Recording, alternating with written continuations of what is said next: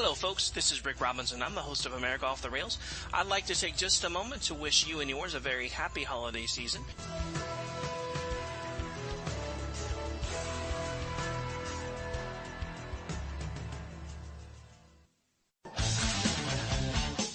The leader in talk radio on the internet, right here on K98Talk.com.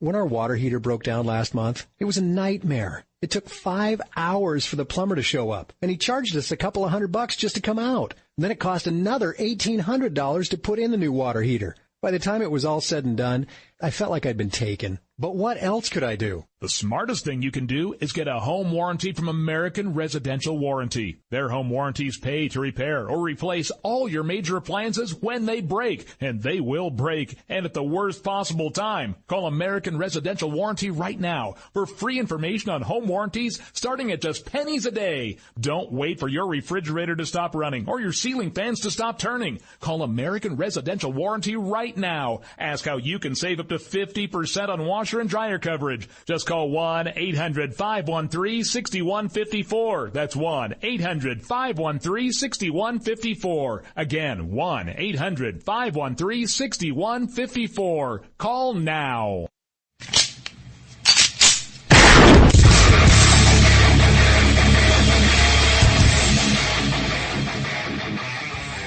This is Slickery Trigger for Rebel Road Tactical. With proper care and feeding, your pistol will be ready when you need it, there to save your life. Shouldn't your gear be that good? Whether you need a holster for comfortable everyday carry or a tough-as-nails holster for your next training course, Rebel Road Tactical has what you need. Check us out on the web at rebelroadtactical.com.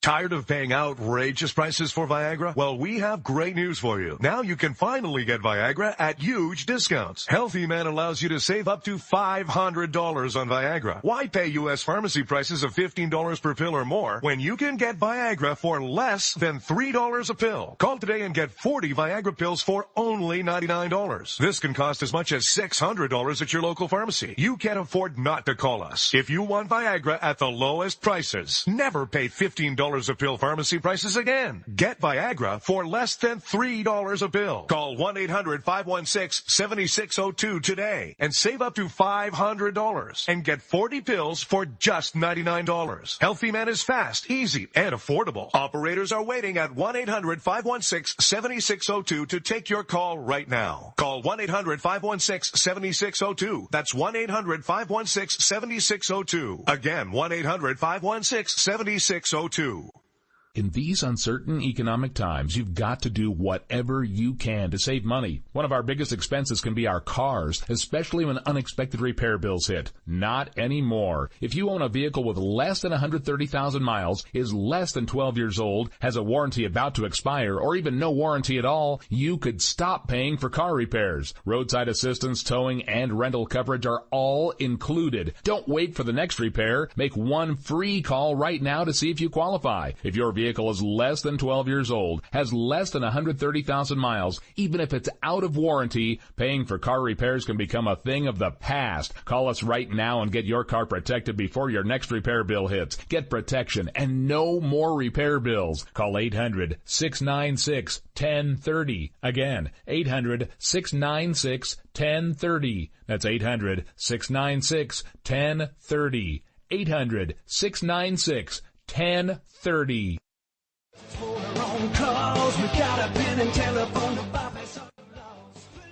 Alright folks, this is Rick Robinson with you. I want to tell you about some friends of mine from a company called Security Enforcement Specialists.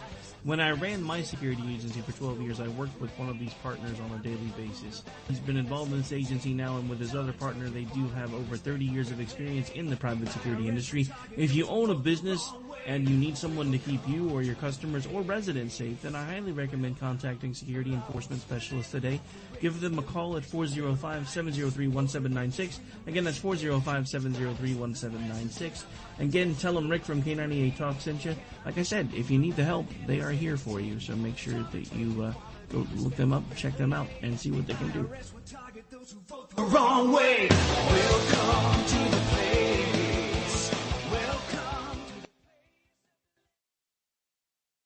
Joe had huge problems with the IRS. I knew it was coming. I hadn't filed taxes since 1990. All the IRS letters coming in added up to a nightmare. It got up to like $68,000. My heart started beating fast. It's like, there's no way, man. I mean, I ain't going to be able to do this. Then they stopped his paycheck. So that's when I started making phone calls and found U.S. Tax Shield. U.S. Tax Shield went to work immediately. They just took the bull by the horns. What blew my mind is he called the IRS right then and there. So why is U.S. Tax Shield A+ rated with the Better Business Bureau? Joe knows. They saved me a ridiculous amount of money. If you owe more than $10,000 to the IRS or state, choose the company Joe chose, U.S. Tax Shield. It was the best decision I made. U.S. Tax Shield is the way to go. Life is good. Thank you, Lord. Call 800-471-3287. U.S. Tax Shield. Boo-rah. Yes. 800-471-3287. 800-471-3287. The Internet will never be the same. You're listening to K98Talk.com. Whoa! Good God, y'all. What is it good for? Absolutely. Let's get started again. Hi, this is Rod of the Rod Eccles Show. Yours truly, L. Rod. Wishing you and your family a very Merry Christmas and a Happy New Year. See you in 2016.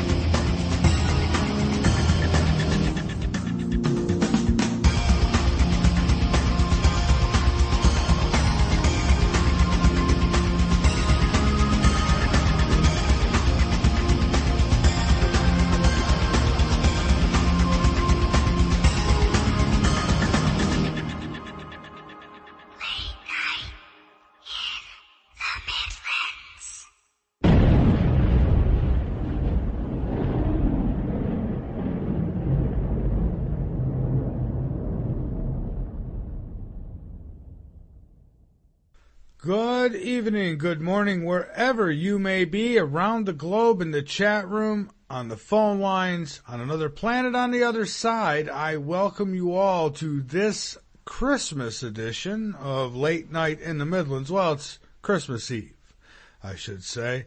But hey, all the same, right? Christmas Eve, Christmas, it's all kind of one day. I mean, the activities just don't end for some. We have a special type show for you tonight. I've got Peter Kling joining me here in just a couple minutes. We have recorded this earlier tonight for you all here on Christmas Eve, so that we can, still spread the truth as we move on through the Christmas holidays. I hope everybody's going to have a very Merry Christmas and certainly a Happy New Year. And I hope you'll share 2016 with us as you have in 2015. Let me just say, folks, I'm impressed. I am. I'm impressed, and I don't impress easy, but I am impressed. We have really kicked butt here, especially in these last few months. But the last few days, I mean, we've tripled our numbers in listeners, and I thank you all so much. I mean, we get a lot of listeners. We don't sit here and brag and tell you, oh, we've got millions this, and millions of that. You know, but the fact is, we've got a lot, and we've about tripled it. And no, that don't bring us from 10 to 30. All right. Believe me, it's pretty huge. But I thank you all for making Late Night in the Midlands the great show that it is, by sharing it with your friends, your family, your neighbors, and And, of course, the sheep. Bah! Even on Christmas Eve. I thank you all for all your support. And I do look forward to going into 2016 with you all. I do. I think we've got the perfect team here, and we're about to add more to this network. 2 more live shows coming in 2016. One of them will be with Peter Kling and Dr. Jason Rand. They're going to be doing a show. I think it's going to be called The Final Countdown. They'll be doing that show starting on the 6th of January. So look for that. It'll be a 2-hour show. It'll be once a week. But hey, we got Peter back on the network, and that's great. So we'll be hearing him, and Dr. Rand is going to be a great show. It is. It's going to be a great show. So without wasting another moment of time, no news is good news for Michael's GNews. All right. So we're going to go without the GNews or news tonight, and instead we're going to go right to my guest and really co-host for tonight. Everybody, please welcome Mr. Peter Kling. Good evening, Peter. Peter, welcome. Well, thank you, Michael, and here we are, back together again, and an interesting new show coming up, The Final Countdown. Yeah, this is going to be a really good show, and I know I've gotten a ton of feedback from people, and believe me, we've really picked up traffic-wise, but we've got a lot of people who are looking forward to this, and so I really am too. I think that you and Dr. Rand, I think, are going to have a really popular show on the network, and I'm looking forward to it. I'm pretty sure we both have. The little show that we did last night was actually the first time that we were together and had any kind of interchange. And it's interesting. This was all synchronicity coming together, and just how it worked out was quite bizarre, as you well know. And it just happened. It evolved all by itself and came about, so it must be the thing to do. And we all agreed instantly, the final countdown, because this is the final countdown. We have enough information now from a lot of different sources that we are now in a very difficult time, and anybody with 2 brain cells to rub together can understand this. All we have to do is take a look at what's going on in the Middle East and look at this influx of Islamic refugees which are coming out of the Middle East and going into predominantly Christian Europe.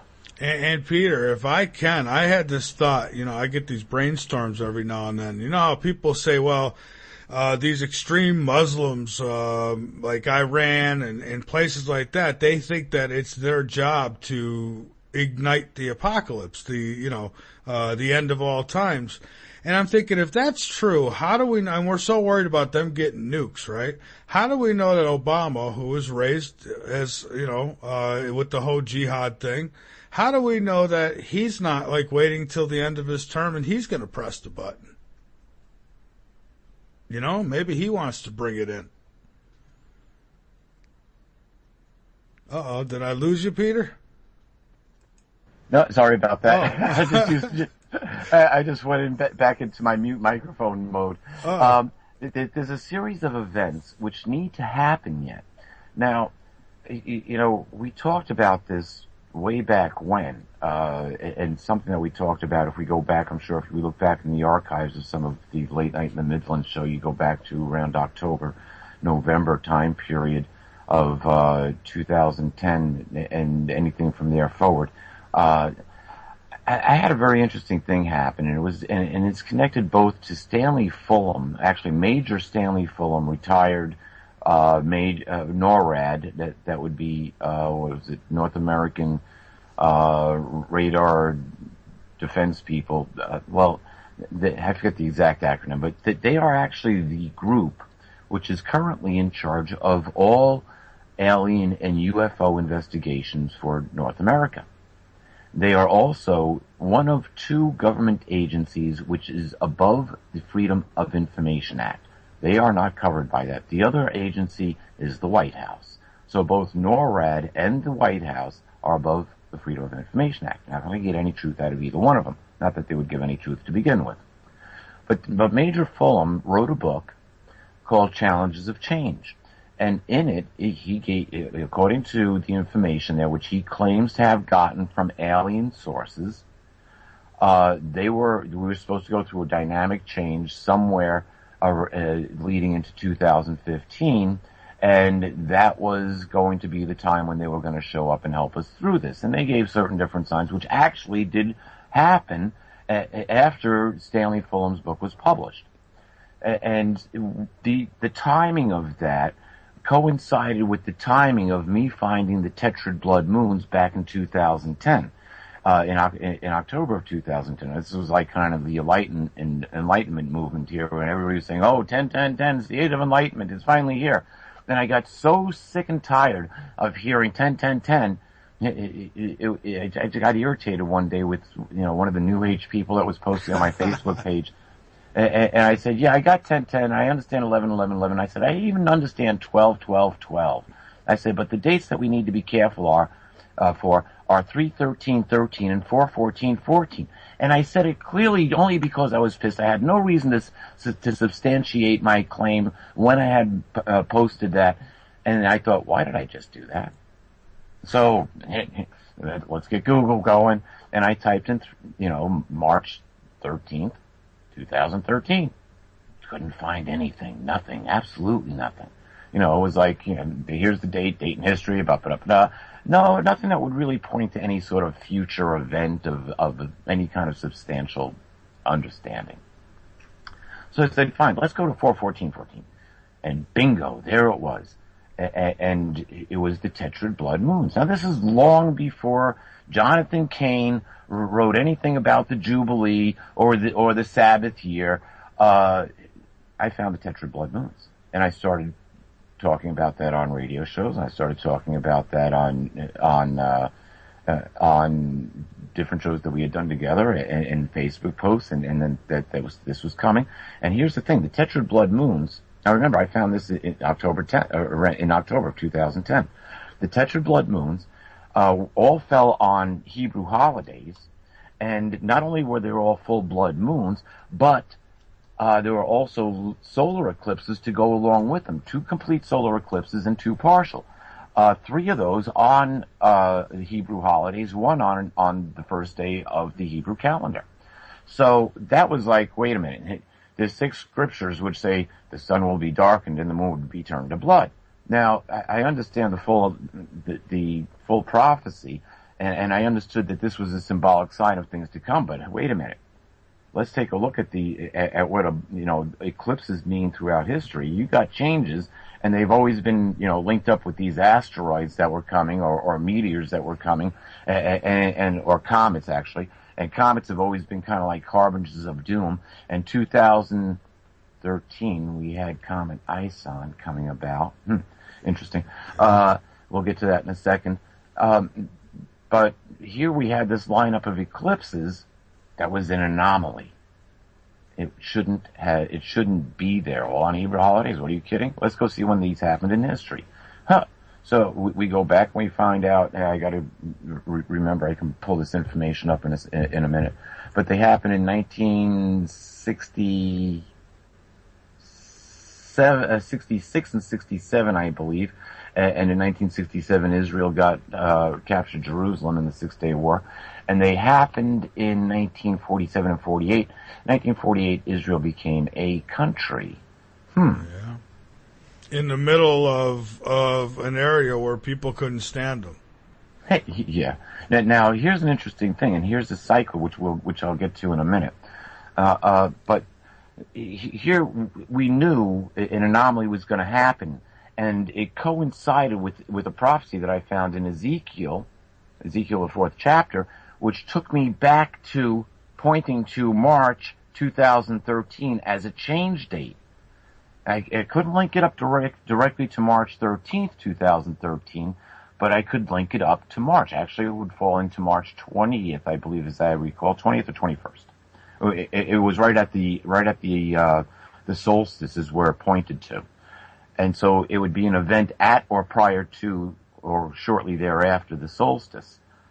And here comes March 2013, And the 13th shows up, and what happens on the 13th? We get the first Jesuit Pope ever. A total anomaly within the Catholic Church because Jesuits can't be popes. It goes contrary to Vatican law. But not only do we get a Jesuit Pope, we get the first Pope that retires in over 600 years. Really? Yeah. Interesting. Yeah, I didn't know that popes could step down like that. I thought they, once you're committed, right? I thought that's what I understood. You were God's spokesman here on earth. You ain't going anywhere until you're called home. Yeah, how do you say, hey, Father, I kind of quit, Well, this Pope's already done that. It's already been leaked that he intends to announce his retirement next July while he's in Argentina. Now, when will his retirement actually occur? I don't have a final date for that, but this is an interesting situation where we are here. Both the Zionists and the Jesuits have declared Jubilee years. The Zionist Jubilee year started in September. The Jesuit Jubilee year started in December 8th, right on Hanukkah. How about that? I wonder if there's any real connection there, but that's when it started. Now, the Zionist Jubilee year ends in October. October 2nd it ends. And the Jesuit Jubilee year ends in November. So, now the Jesuit Jubilee year is a call for mercy. Under the Zionist Jubilee year, which is not a true Hebrew Jubilee year, it's been created by the Zionists. But under their Jubilee year, you would expect, or under the Mosaic Jubilee year, was a year of reset. That's when all debt was forgiven. You could basically put your land into lease to somebody to pay a debt. And at the end of that Jubilee year, you got your land back. So family never lost their property. If you sold yourself into slavery, you were released at that point.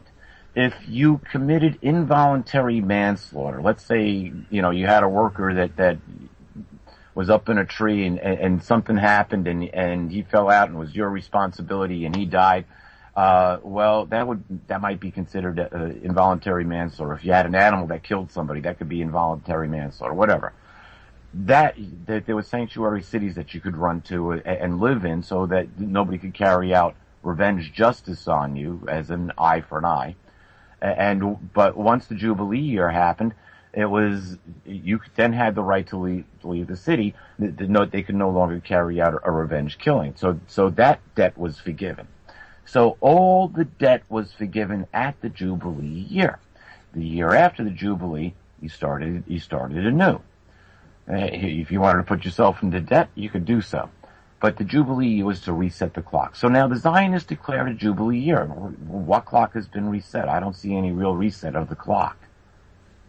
Uh-huh. Yeah, I had somebody tell me today that we actually don't celebrate the actual New Year's. That, in ancient times it was in the spring, I guess. Yeah. Yeah? That's where they get April Fools from. Oh, really? Yeah. It used to be around the 1st of April, and the people that continued to celebrate it at that time were called April Fools because the New Year had moved back to January 1st. Well, no wonder people don't know who they are. But the way I look at it, I guess, is that, my whole life it's been January 1st. So, it's still a new year, but yeah, we just decided to take all this and change it because why? Well, there were actually two celebrations that went on. And the first, they were both always based in orgies, drunken orgies, essentially. You have the one that's going on right now, which is the winter solstice. This is the rebirth, the dying and the rebirth of the sun. Now, it's a lot better understood in the Egyptian culture, but it actually goes back before that. It goes back to the Sumerians and the Anunnaki. That's the earliest record. Yeah. The Anunnaki are responsible for giving the Sumerians both religion and government. And here's the interesting thing. It wasn't just one religion. They encouraged the worship of everything. Lizard worship, if you wanted to worship lizard, rock worship, tree worship, river worship, water worship, sky worship, cloud worship, herb worship, human worship, whatever you wanted to worship was fine. They had a God for everything. They had a God for everything. Now it's interesting. Well, go ahead. Oh, I was going to say, did they have any idea that this would be used as a divisional tool later in history, or was that the intent? Well, it wasn't the intent to be used as a divisional tool. It was the intent to use it as a means to control the masses. You see, they could all worship whatever they wanted, but ultimately, the high priest, or priestess in this case, because it was Syrianus, the wife of Nimrod, the royalty became the gods. Nimrod became the sun god. And now you have to go back to secular history. None of this is written in Scripture. The only thing that it says in the Bible about Nimrod is that he was a mighty hunter in opposition to Yahweh. And that's why there was an expression, just like Nimrod, a mighty hunter in opposite. It's like, that's it. Doesn't mention anything more. And then it starts talking about the Tower of Babel. So, but in secular history, we get a more distinct story of what's going on here. And Nimrod is a mighty hunter, and first he hunts lions, then he hunts people. Then he takes the people that he's hunted and has them build cities to protect themselves from wild animals and to rule over cities. And his empire went essentially from Baghdad to Syria. Ooh. How about that? Yeah, how about that? Look what we're. Yeah. I've been saying. I think that a good part of these wars in the Middle East is to erase history. I think that we're getting too close to something, and somebody somewhere is afraid that we're about to figure some stuff out, and it's like it's all getting destroyed. Well, it could be being destroyed on a couple of different levels. When I look at the Islamic destruction of ancient artifacts, they are defacing and destroying the ancient gods. Yeah. They're taking away the power that was given to these gods to begin with. But that's what they're in the middle of doing, and they're doing it in the name of Allah. But what's scary is that, for many of us, I mean, this is stuff that we might, that links us somewhere, links us to the truth, I think, or at least, no matter what it is, whether these people were lizard people or they were just humans or what. I mean, it's a part of history that, it's a shame that what's happening, I think. I would tend to agree with you because I love history. I mean, history was one of my first educations, biblical history, and so I've always had an extreme interest in biblical history, biblical archaeology, and the history of the ancient empires. And there's stuff, yes, Michael, that we're never going to be told the truth about. The Dead Sea Scrolls are one of them, and that's a whole nother conversation. We might get into that a little bit later. But where this all control starts is right with the Anunnaki, so it takes us back off planet. And yeah, I'll just mention this real quick about the Dead Sea Scrolls, because we talked about it before we started recording. The Dead Sea Scrolls is probably the most closed society on the planet. No one can see the Dead Sea Scrolls except a select few people, a select few academics. I think there's a couple of archaeologists that are included in this, but that is it. They are kept in one of the most secure vaults in the world. You can't get to see them. So what's written in them? What is so important? What could change mankind so drastically that nobody is allowed to know what's written upon these ancient scrolls? And, and with all this destruction going on, I mean, you would think that they would go for those kind of records to share with people, but no, nobody, I would love to have them. They're sharing them with people, just not with the general public. I see. Here's an interesting thing. I like Dr. Robert Schoch. I think he's genuine. Now, for those of you who don't know Dr. Robert Schoch, he's a professor at Boston City University. He's a geologist, brilliant man. He came to fame, basically, for his work done on the Sphinx. He claims that the Sphinx based on the geological evidence, not on any kind of archaeological evidence, but based on the erosion that he is studying on the Sphinx, and that is observed, and he's had his findings substantiated or confirmed, but by a person that didn't want to be named, because when they found out what the photograph was attached or what it was of, they didn't want to be known to agree with Dr. Robert Schoch's radical theory, and that was that the Sphinx is between 7,000 and 15,000 years old, long before Egypt became a world power. Now, he also went on to do additional work using ground-penetrating radar, and he said that there was an underground cavity under one of the paws, and that's exactly what Edgar Cayce said, is that there was a chamber under one of the paws. He said it was about 25 meters down. But there was definitely a chamber there, and there was definitely something inside the chamber based on what he's getting back as readings. Now, Dr. Zaharia Hawass said, oh, no, this is all New Age belief. There ain't nothing about this. This is just, whatever. And he debunked Dr. Robert Schoch, his findings. Now, sometime later, all of a sudden, there's a whole bunch of pipes drilled under that go under the Sphinx, like on a 45-degree angle. And Dr. Hawass says, oh, well, we're pumping water out from under the Sphinx. It's soaked in over the centuries from the Nile River, and it's threatened the foundation of the Sphinx. And to preserve the Sphinx, we need to pump this water out. And he says, by the way, we're 15 meters down, and we've not hit any chambers. There's nothing underneath the Sphinx. It's all rock. And I was like, wait a minute, 15 meters down? Didn't Dr. Schoch say it was 25 meters down? Yes, Dr. Schoch did say it was 25 meters down, Dr. Hawass. So you're about 10 meters short on that.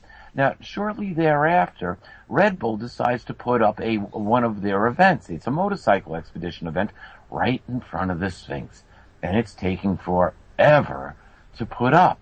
Month after month goes by, and they're still not putting this up. But for some reason, they've been pumping water out from under the Sphinx, and they've been doing excavation work from under the Sphinx, too. Uh-huh. Yeah. Yeah. And I had a Facebook friend. I still do. We haven't communicated a lot. He's gone on to get his teaching degree and has more of his own life. But at the time that this was going on, we were communicating because he had a friend that was on a dig at the Giza Plateau, and he was noticing all of this strange behavior going on and was reporting it back.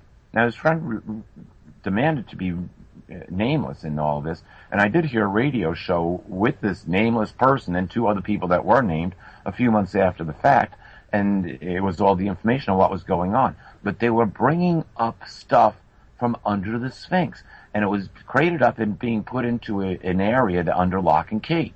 And I saw photographs of crated up stuff that were behind bars under lock and key.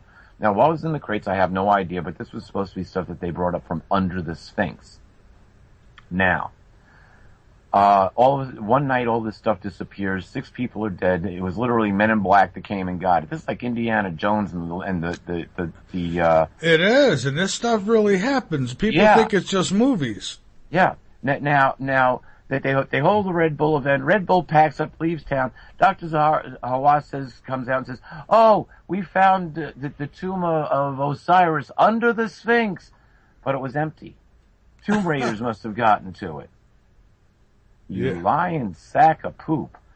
Maybe that's why you turned around and resigned right after that as Egypt's curator of antiquities. Yeah. Yeah. Whatever they took out went somewhere. I'm convinced that it went somewhere because Dr. Robert Schoch said, hey, there's something in here. And Hawass says, oh, there's nothing under there. Oh, wait, we found Osiris' tomb under there. But it was empty. There wasn't anything in there. You lying sack of... Yeah, well, of course. And so they may have, who knows, they may have found some kind of Hall of Records. Like your Dead Sea Scrolls, and they could have found something like that. And that's probably why, it's empty. But they're not gonna, the ancients, I don't see them leaving it empty. There would have been something in it. Well, you see, absolutely. And one of the connecting ties to all this is, the the verse in Acts 7:42-43. This is the disciple Stephen standing before the Sanhedrin, the Jewish high court. And he's quoting the prophet Amos, who speaks in the first person of Yahweh, and he says, "Was it to me, O Israel, to whom you worshiped those 40 years in the wilderness? No, it was to the tent of Molech and to the star god Raphan, or Rumphin in some translations, spelled a little differently, to whom you made idols and sacrifices to. And because of that, I will send you far beyond Babylon." Now, that's what happened. They wound up in Persia, which was beyond Babylon during the first destruction of Solomon's temple, or the destruction of Solomon's temple. When Herod's temple was destroyed in 70 by the Roman army, the Sanhedrin and the Molech worshippers were taken to Rome. And the Ark of Titus actually shows that, depicts that, and the booty that went along with them. Yeah, and it'd be nice if I guess we gotta talk with Hoagland and Cassidy and find out how they get their free trips to the pyramids and to the Sphinx and all this stuff. They'll never tell you the truth anyway, so why bother asking? And Michael, honestly, this is one of the reasons. One thing that you've always done. You've been consistent in telling the truth, putting it out there the way that you see it. Now, none of us are right 100% of the time, and when we've been wrong, and when you've been wrong, we retract our statements. That's right. Ultimately, hey, I made a mistake. Big deal. Let's move on. Nobody's perfect. We get it wrong from time to time. But look, we get it right so many times, and you can't. There's such deception out there. I'm listening to people. I got people posting stuff, and there's so much crap out there that people are believing that's so far removed from the truth. It's like, you really, come on, you believe the Earth is flat? Oh, you're so right, Peter. I mean, it really is. It is muddied up out there. It's really, really bad. I would put it on the scale, same thing with where we are in history right now. It's just a mess. It's like no wonder people are so confused because of all the bull crap that gets put out there. And yes, the flat earth. I have been dealing with the flat earth. I had one guy tell me that he knew Art Bell wasn't real because he never covered the flat earth and gave it a chance. And I said, wait a minute. No. Let's not confuse it here. Okay. That's not why he's not on the up and up. Okay. It has nothing to do with flat earth. Don't confuse yourself. Flat earth. I mean, we have proven over and over. You know what they tell me? They say, well, they use a curved lens when they take the pictures. That's why it looks round. It's a fisheye. Yes, I say, okay, well then, tell you what. You get up there, you take some pictures for me, and you let me know how that works out for you. I don't know what to tell you. Michael, I swore about a day outside of, by the time we got to Denver, we drove from St. Louis to Denver. Okay? And it is so flat that I swore that you could shoot a gun, aim it west toward Denver, shoot a gun, and because of the curvature of the earth, that you would kill somebody in Denver. Now, as we're in Colorado, and when we weren't in Colorado very long, we could see, as we're headed on whatever the highway is that goes into Denver, we could see down to the southwest this little tiny peak that was coming up over the horizon, just like a little anthill. And as we traveled, it got bigger, and it got bigger, and it got bigger. We still couldn't see Denver yet, and it got bigger, and it got bigger. And it was Pikes Peak, and it got bigger. And then we could see the Rocky Mountains, and Pikes Peak just kept on getting bigger. And that, I learned this in third grade. It's how they claimed Columbus figured out that the earth was round, is that he would sit on the seashore watching the ships come in, and he would observe them as first being able to see the top of the mast. He would pick out the mast, and then as it got closer, more of the mast would show, and then the ship would show up. Yeah. Well, Peter, you know what? You mentioned Colorado, and that's on my vacation list if I ever get one. I'd love to go to Colorado and check it out. I mean, For one, I think the new shops they've opened are really nice. No doubt, no doubt. So nothing like a Rocky Mountain High, I'm sure. Yeah, if you think the world's flat, take a puff of some of that Colorado finest, and you'll find out how round it is. Well, now here's the thing. I have a question. Is it just the Earth that's flat, or are all the planets and all the moons flat? I don't quite understand how this works. Well, that's the question I have, because when I look up at the moon, I could clearly see it's rounded. Or they say, well, no, it's a flat, round disc, that it's just and I say, come on, you can't win with these people. Okay, now here's a quick physics lesson, okay? This is a quick physics lesson. Thank you. And this is why the Earth could never possibly be flat, why it is round. First of all, space is a vacuum. There is no gravity.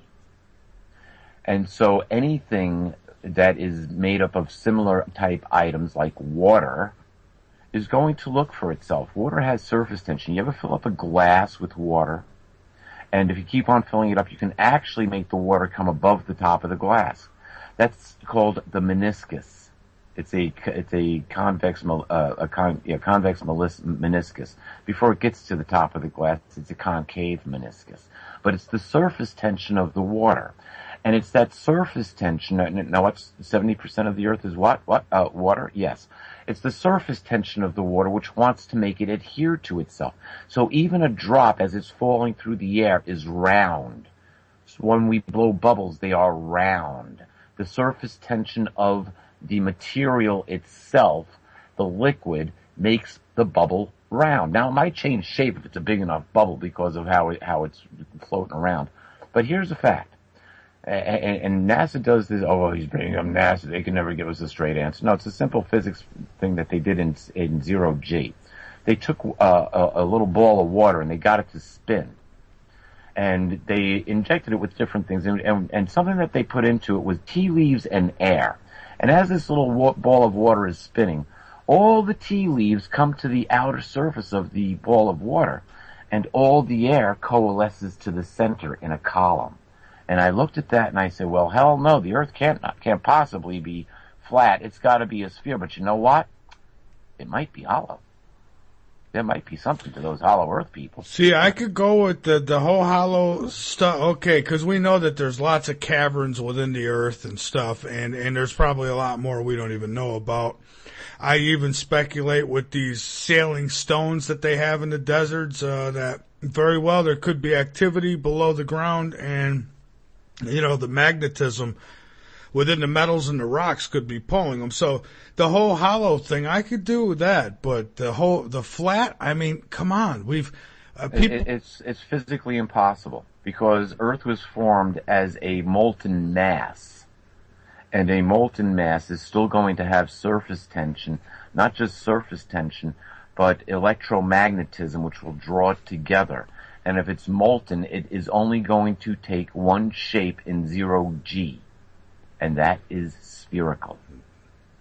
Yeah. That's just the way it is. And I'm glad you explained that, because I have brought this up with several physicists briefly. And I'll tell you, be honest, Peter, when I get a serious physicist on this show, or a serious scientist even like yourself, I know you well, so I don't feel bad bringing this up. But when I do with some of these others, they are like, they're wondering, why the hell are we even talking about this, Michael? And it's like, believe it or not, Mr. Physicist, there's people out there who think we should be talking about it. They've gone back in time. We're back building stone tools. Yeah, it's like, come on, they figured this out years ago. Look at the Reese map. Hey, even the ancients had this figured out. Yeah, but it's all part of a general deception. Now think about this.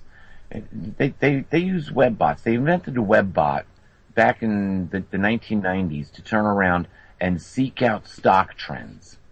And what they got back was a lot more than that, because they found that the web bot is actually a predictor of events. What it does is it goes out and looks for trends and what people are talking about. Now, they've had 20 years to perfect this technology. So they could turn around and say, okay, let's send out a web bot on Michael Vera. And so anybody that's typed in anything that comes up Michael Vera is going to show up, the web bot's going to find. and it's going to build trends. It's like Jade Helm 15. Everybody's freaking out about Jade Helm 15. What happened? I don't know. You know what they said? The biggest trend has been in this last year is the end times. That has been the most talked about topic on the internet. That's what I was being told. That's what Autumn tells me. She said that she was looking at the most popular trend in 2015, and it was the end times. So I guess a lot of people are noticing, huh? That's what I think, anyways. And folks, by the way, you're getting commercial-free radio tonight. Merry Christmas to you all. But commercial-free. I'm not going to put in no commercials in this. So, and this will be free for everybody. It'll be available for all, subscribers or not. And don't forget, LateNightInTheMidlands.com. Become a member. Be informed and inform others. So, yeah, that's the trend, Peter. What do you think? You think that a lot of people are noticing? All right, so go ahead, Peter. We had a slight internet break, folks, but we're back. Yeah, a broken internet is like... Yeah, when you start talking about the truth, they don't like it very well. Shades of yesteryear. Anyway, we were talking about Jade Helm and the WebBot. Here's the thing. Everybody was all upset about Jade Helm for months. And there are the people that, here we go, martial law, and nothing happens. So now they can send the web bots out, and they can start looking at who's responding to Jade Helm, what are people saying about it, and you got people back at the NSA who are all recording this information, and collecting the data. And so now the military has a precursor of everybody's mentality. That's talking, and of course it's all the conspiracy theorists. Everybody else is asleep. So no, seriously, I mean everybody else is watching Who's Dancing with the Stars. But so you got all the conspiracy, all the 9/11 people. They were all looking for the next thing to happen, and so now Jade Helm, it's this military exercise. They got all these secret symbols, blah, blah, blah, and nothing happens.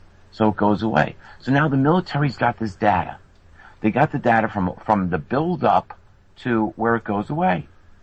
They can see you could graph it out to see how many people were actually talking about WebBot. Through WebBot, how many people were talking about Jade Helm and the impact that it was having on the level of people's consciousness, and then how quickly it diminished.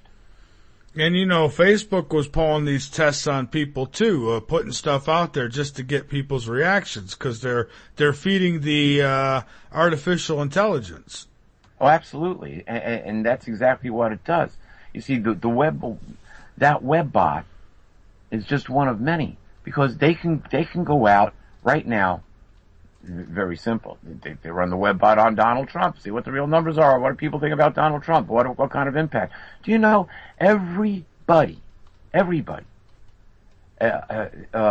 the media, his fellow Republicans, and the Democrats are all attacking Donald Trump. Oh yeah, I'll tell you honestly, Peter, and I know there's people out there, even on this network, people who disagree with me, and I'm not going to tell anybody they can't say what they think, but I'll say this, the establishment fears this guy, and some people think it's all part of the show, and I really don't. I think that he's touched a nerve somewhere. Yeah, we spoke a little bit about my opinion on sure. Donald. And you think you think it's a script, correct? Well, it's not necessarily a script. It's not necessarily a script. But boy, the implications are there. Donald Trump has a way of moving the people. He can read the people. And they were even saying this, I was watching CNBC, the financial channel earlier today, and they were talking about this very thing in their conversations in what they were discussing over Twitter on the financial side, the stock side of Twitter, because Twitter's, like kind of going downhill. But when Donald Trump tweets something, guess what? Everybody pays attention. And everybody's tweeting Donald Trump. Oh, he sucks, he's this, he's that, he's whatever. Here's the fact. Donald Trump is a businessman. He was raised in a business family. Now, I'm not going to say he was a self-made millionaire because his dad gave him his first $1 million, but he says he had to pay it back. I'm sure he did. And he's had he's had excellent money-making ventures, and he's had some go bust. Nobody ever wins 100% of the time, 100% of the time. You just don't. So you can go back and say anything that you want about Donald Trump. It doesn't make any difference. He's a businessman. He's not a politically correct politician who will change their script at the drop of the hat and say, I said this, that, and the other, and last year I said something completely different. So whatever the case might be, I lie through my teeth. Right, and this is what I like about him. And you know what? You might remember, you might not. But the last time Donald talked about running, it was back when Obama was running. And I think he even mentioned it once back when Bush was going for his second term or what have you.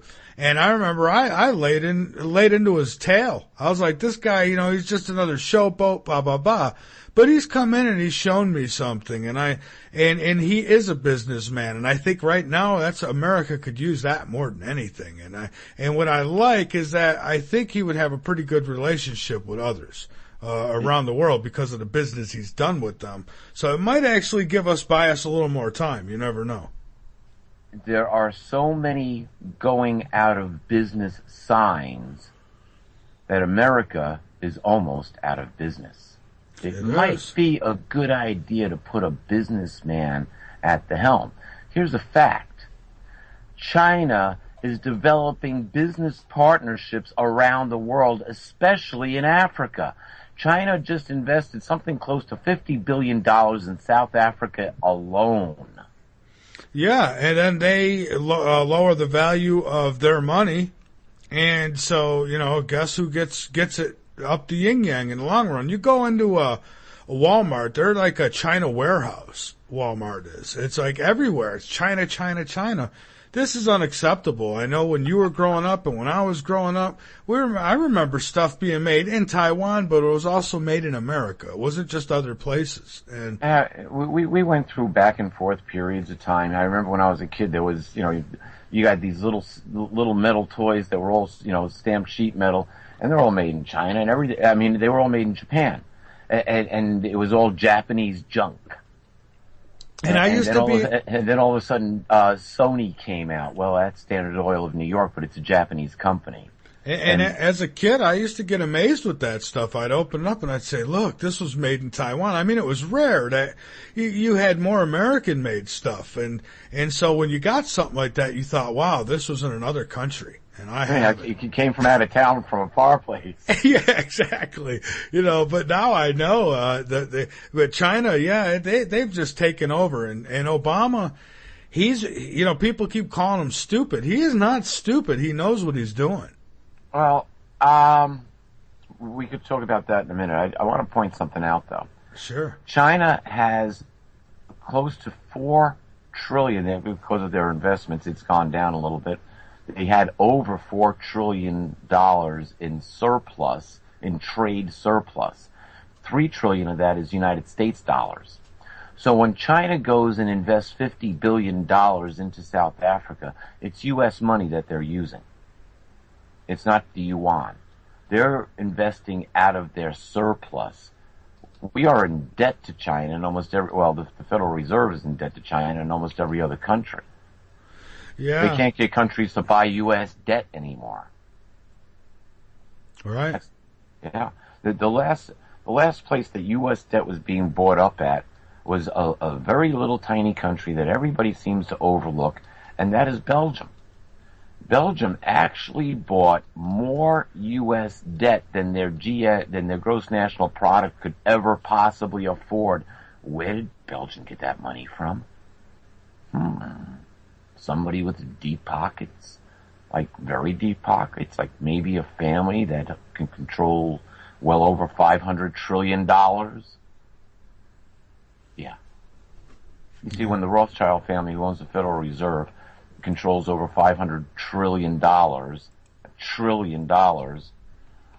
they could easily say, United States, you don't owe us $17 trillion or $18 trillion, whatever it is now.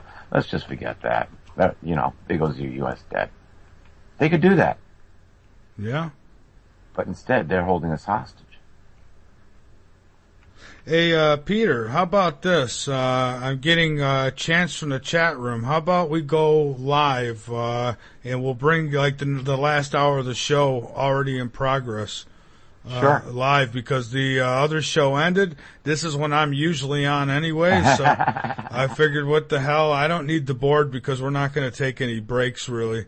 So I don't even have to open that, even though I just did and didn't have to.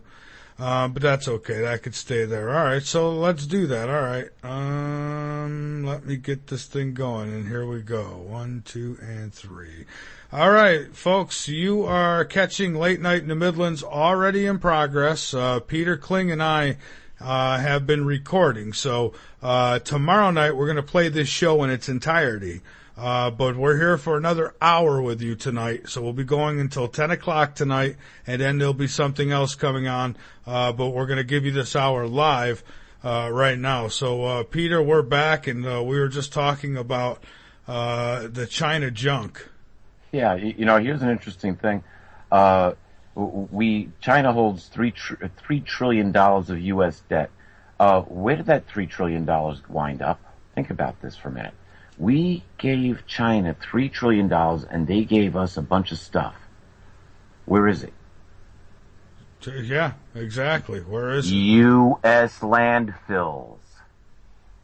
We have $3 trillion worth of Chinese junk most of which was bought from Walmart, buried in U.S. landfills. Is that ironic? Well, it is, and it's shady business. Well, here's the thing, and just to kind of bring the audience up to speed, we're talking. This is a precursor to, if you were listening last night, to a radio show that Dr. Rand and I will be doing on Late Night in the Midlands after the first of the year on Wednesday night. I guess Wednesday, January 6th will be our first show at 5 o'clock Eastern Time, 5 p.m. And the name of the show is Final Countdown. And we're talking about the things that are setting us up for that final countdown. And it's being done on so many different levels, and that's why it's really kind of difficult to keep track of. You want to know what the propaganda is that we're being fed? Turn on CNN. Now, CNN has taken this shooting in San Bernardino, California, and they've turned it into nothing but what? It's almost a month now, 3 weeks anyway since it's happened. They've turned it into 3 weeks of fear porn and Islamophobia. That's exactly what they've done. Well, and they really have. And, I like the idea of stopping all from coming into this country, at least for a little while until we get a handle on it. And people sort it out. Let's get this sorted out. Let's get the situation in Syria under control. It's finally coming to the United Nations. They're finally deciding to sit down and deal with it. Maybe this will be the peace that everybody has been looking for a long time. If you can end all this fighting in the Middle East, it could bring peace. But we got a problem here, Michael. We've got 1 million refugees from the Middle East, over 1 million, that are already in place in Europe. They're being disseminated to the United States. They've been disseminated already to Canada. And intelligence has already identified these people as between 15 and 25% of them as being Islamic extremists. So, wait a minute. Now, since the Bush administration, we can start with Daddy Bush and Gulf War, but that was kind of, if you want to call it justified with Kuwait, whatever. But really, from George Bush's administration, George Jr., from his administration all the way up till now, the United States has basically done nothing but bomb the Middle East. Yeah. Well, that's it, yeah. We've bombed the Middle East for 14 years. And so we've bombed these people into oblivion. And now, if somebody bombed my butt for 14, 15 years, I'd probably be pretty pissed. And now I have a chance to go to where they live. Think about that. Mm-hmm. And so when Donald Trump gets up and says, "Oh, whoa, slow down. No, we're not bringing anybody from the Middle East, any of these refugees into the United States. Well, let's see. Russia declared war against against ISIS, against Islamic extremists. France did after the shooting, whether it was a false flag or not, right within that they had right there in Paris. That's still being played for all it's worth. And England's declared war on extremists, Islamic extremists, ISIS. And it's all been focused in Syria and Iraq to a degree, but really in Syria. And now there's a situation with Turkey. So it's like, okay, you've got all of this situation which is going on right here. They've all three countries have declared war, and you want to take in refugees from this area that's been declared war on? Well, what are you crazy? Exactly, but it's part of the plan. I mean, these are young, militant type armies that are going to be brought in. So, it's pretty strategic. And the Pope has blessed it. It's got to be a Jubilee year. It should be a year of mercy. We should have mercy on these people and embrace them. Yes, maybe we should have stopped bombing their homeland about 15 years ago. Yeah, that would have helped. Yeah. That would have helped. But again, this is the plan. See, what I think now is they talk about these people in the Middle East wanting to bring on the end time. I said it earlier. I'll say it again. They better worry about the people in the White House wanting to do the same thing. Well, the people in the White House are doing the same thing. That's why Obama has all these Islamic Brotherhood advisors that are advising him as to what policies should be made. It's insane. There's so many advisors, foreign advisors in the United States, and we have clear evidence of it. Everything from Obama's personal advisors to Netanyahu coming March or April. He came, spoke before Congress. What the hell's a foreign leader doing in Congress, telling the U.S. Congress what they need to do? What the hell's that about? And then we have the Pope? What the heck? In a country which has prided itself on separation of church and state. And here's an interesting thing. The church controls every single crowned head in Europe, including the head of the Anglican Church, Queen Elizabeth II herself. She is a Dame of Malta, which is the feminine version of a knight. She is a subject of the Pope, a citizen of the Vatican. Well, that's why ISIS hasn't gone after the Vatican yet. Or do you think they're gonna? Just to make it look good. Well, give it time. They don't need to go after the Vatican, but yeah, there's such an... Michael, you can make this up as you go along. All you got to do is send the right people in. When the United States turned around and publicly said that they would not side with Israel in an attack, an airstrike against Iran, when Israel wanted to blow up Iran, this is what? This was August of 2013, if I recall correctly. No, maybe it was the year before. When did Benghazi happen? I think that was 2012. No. Well, whenever Benghazi happened, 2 weeks before, 2 weeks before, the United States publicly said that they would not back Israel in an airstrike on Iran. We just weren't going to do it. It might have been 2013. I don't know. Help us out in the chat room because honestly, I can't keep track of these devil acts. So what happened when they said that? When the United States took that stand against Israel, that they wouldn't back them, Iran retaliates, it's on you. I knew that there was going to be a Mossad situation coming up soon. And sure enough, we got Benghazi 2 weeks later. And Hillary Clinton ate it. What difference does it make now? Was it my kids? The difference that it makes is that she knew what was going to happen. She knew it at the highest levels. Here's the thing. Earlier in August, she had made the statement that the rebels in Syria would be financially backed. I forget the exact wording how she put it.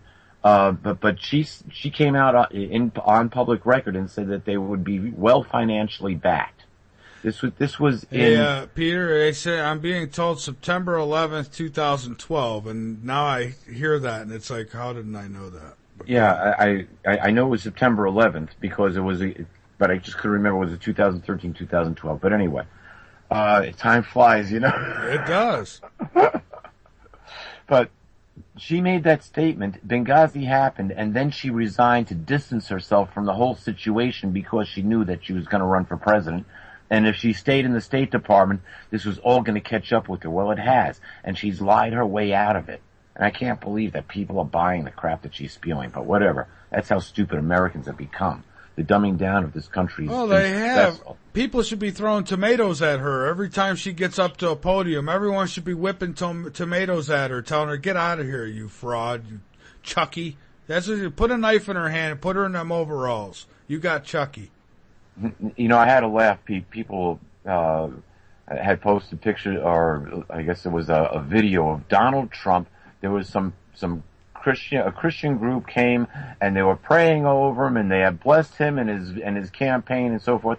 And people were like, look at this. Isn't this shocking? Donald Trump is being blessed by this Christian group. I commented, at least he ain't holding up his devil horn hands like all the rest of them. And I posted a picture of Hillary and Obama and Bill and George W. all holding up their devil horn hands. Yeah. Don't try to find a picture of Trump holding up his devil horn hands. Hard to find. Yeah, well, and then with Photoshop, I'm sure somebody will put it out there. But I don't know. You know, I've had people try to bring up past connections. Oh, he's connected to this one, and that's like me saying, like somebody saying, all right, Michael, you knew a guy that did a radio show over here. Like there was a radio station, which I won't bring up, but their webmaster or something got busted for child porn. Can you imagine? I mean, that's like saying that the owner of the station is just as bad because he had someone like that. Hey, he didn't know. How do you know? I mean, so if you're associated with someone and they do something bad, you disassociate yourself with them. I mean, sometimes you don't know. But people will bring it up and say, oh, look, he supported him. No, not exactly. So we've got all this going back and forth, and most of it's all showboating anyway. It'll be most surprising to see who is elected finally. But here's the interesting thing. The elections happen at the end of the Jubilee year. Again, you see, we have tie-ins here. Now, earlier in the show, we were talking about Pope Francis and actually Petros Romanos and the different things that he did.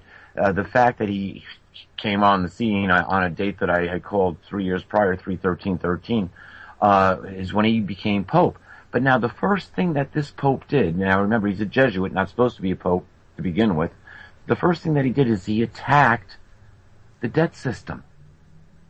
Yeah. He went directly after the debt system, and he said that that the way we do business has to change.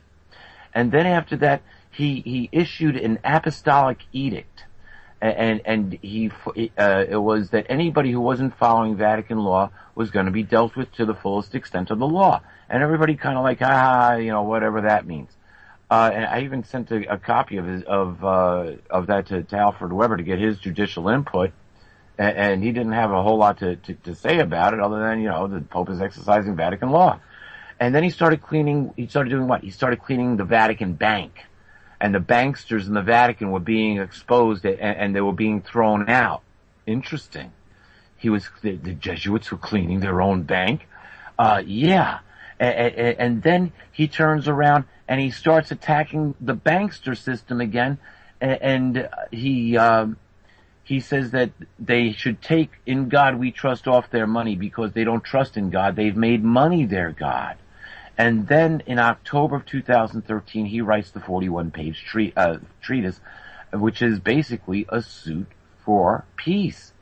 When you read the treatise, it is the disarmament it's the basis for the post-2015 development agenda. It's right there in the treatise. And that's why the Pope was here to begin with. He was blessing his treatise on changing the world, on setting up a paradigm that might be successful in surviving the judgment that's coming to this planet.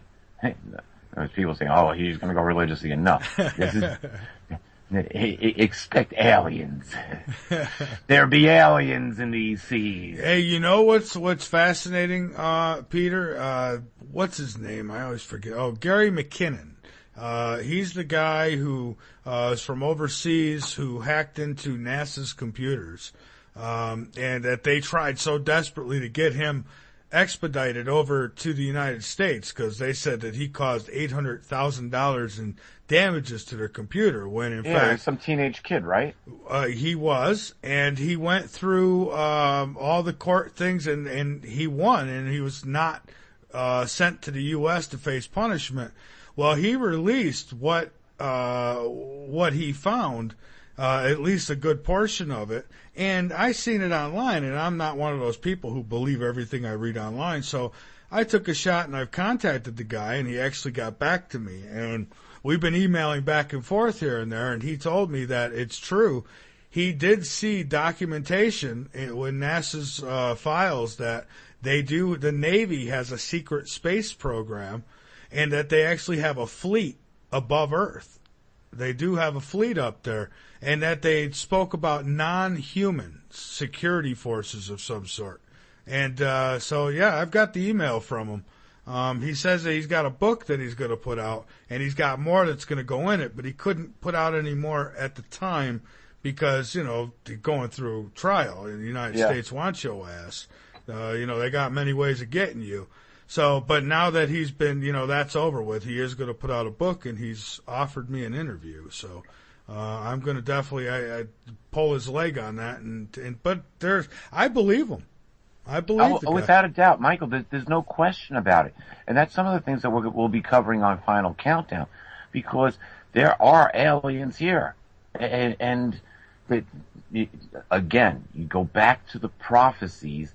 And there is a fulfillment which is going on. It's just understanding them. The prophecies, I'll say this for our live audience here. Science supports the Bible. The Bible does not support religious dogma, nor does science support religious dogma. But science supports scriptures and scriptural prophecy. And our science didn't develop long enough so we could start to understand this stuff scientifically until the 1950s when they discovered DNA. And then it goes right back to the genetic engineering of Eve in Genesis chapter 2, verses 21 through 23. A clear evidence of genetic engineering. So who are the genetic engineers? And we're doing it now. So, it's pretty human. We got genetic engineers here. Who are these entities that interacted with earliest modern human? Who genetically engineered life on Earth? Go back to the Cambrian period, because prior to there was only bacteria. But the Cambrian period was an explosion of life that science and academia cannot explain without involving extraterrestrial involvement. Right. And, there was a time when people brought that up, like I see a lot of stuff on the internet with George Tsoukalos, and they say, everything's the aliens. And I don't want to fall into that category where I don't think everything's the aliens. But I think that they play a bigger role than some people want to give them credit for. And, who's to say they're not God's people too? Hey, Michael, you know why we have aliens? I was just going to go there. Boy, what a great segue. We've got aliens because we're the children of God. We're the children of the singularity. We are the gods of the third dimension, only we've been damaged. Our DNA was damaged. Our psyche is damaged. We were originally built that our DNA would reproduce a physical body for our spiritual souls forever. Every 7 years, our body regenerates itself. Now, I just read data that says it happens a lot quicker than that. I'm not sure about that. But the old data said that every 7 years, your body physically recreates its entirety. It takes 10 years for the brain to reproduce itself. Interesting numbers, 7 and 10. But whatever. So if we have perfect DNA, that DNA would be perfectly replicated indefinitely. And our physical body would be an indefinite host to our indefinite souls. Well, just like it seems like our DNA is being changed again. And it's being done by, whether it be chemicals in the food or in the air or in the water. It seems to be happening. I mean, people are not for the good either. I don't think you're seeing a lot of like cancer, and people talk about cancer, and I look at that as a viral attack on the human system, and many of these other things that they spray in the air. I think basically it's changing our DNA and it's transforming the planet in some way. Yeah, and we can bring in the black goo situation, and people talk about what's this black goo. Boy, that's a good question. What is it? I don't have a real good handle on this, but I'll tell you something that's interesting, Michael. I come from a long line of family that was sustenance hunters, not sport hunters, sustenance hunters. And while I don't hunt myself anymore, one of my children, one of my sons, is quite the hunter, and he's gotten quite good. And my daughter actually picked it up too. But he shot a deer last year. Actually, let's go back 2 years ago. We shot a deer 2 years ago, and I noticed as we were preparing it, butchering it up, that the lymphatic system was green. I'd never seen a green lymphatic system before. Most of the time, all the lymphatic systems that I've seen have this creamy color to them. Now, the one that he shot last year, that lymphatic system was black.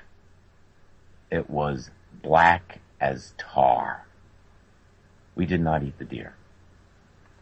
So why a black lymphatic system? Now, just to give you an idea what the lymphatic system does, it's our secondary circular system, which is pumped by the lungs. Our heart pumps our primary circular system, which is our blood through our veins. Our lymphatic system is pumped by our lungs. So it's always a good idea to get the lungs pumping. That's why you exercise hard to get those lungs pumping, and that moves the lymphatic system, and it's like a big body filter, and it moves the toxins. But now, why did this deer have a black lymphatic system? I don't know. It could be all the stuff that's being dropped. What goes up must come down, and when it comes down, it's in the soil, it's in the trees, it's in the water, and now it's in the animals. It's in the animal. When you eat the animal, it's in you.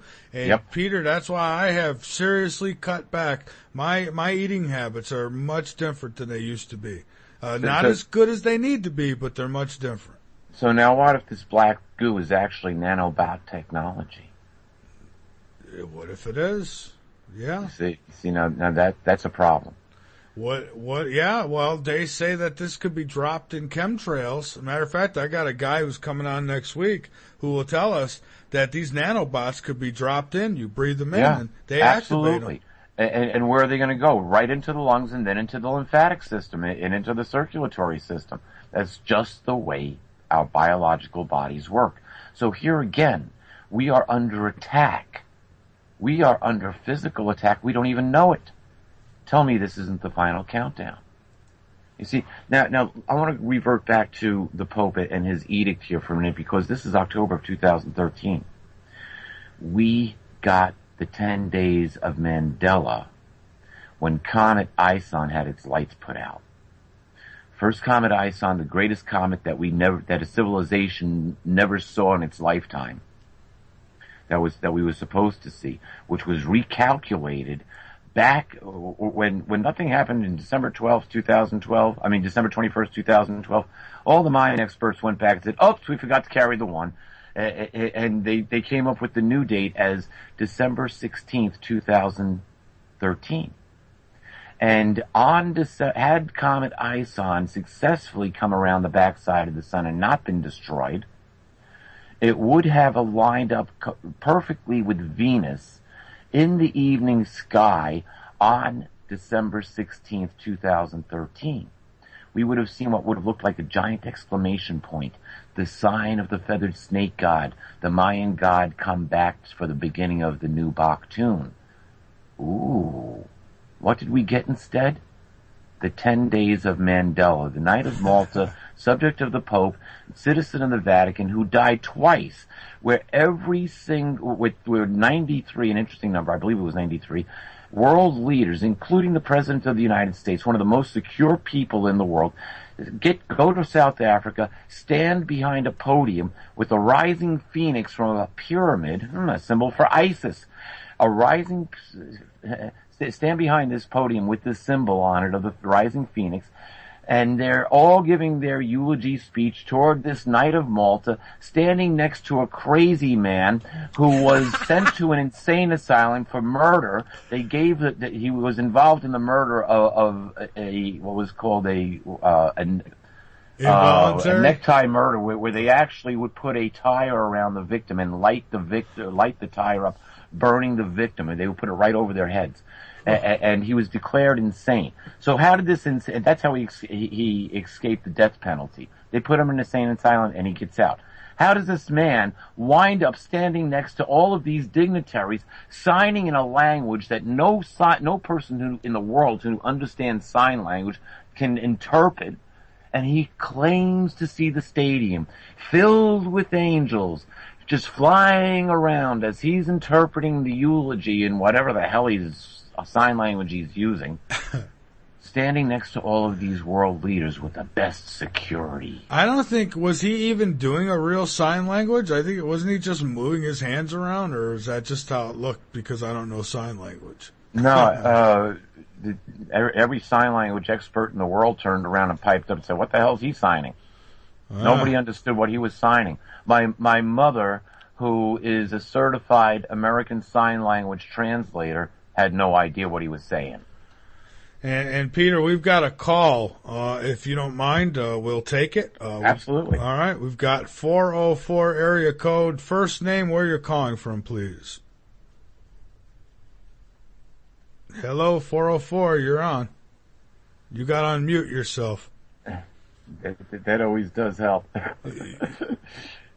Anyway, while 404 is trying to pipe up there, all of these, you see, after the 10 days of Mandela, what did we get?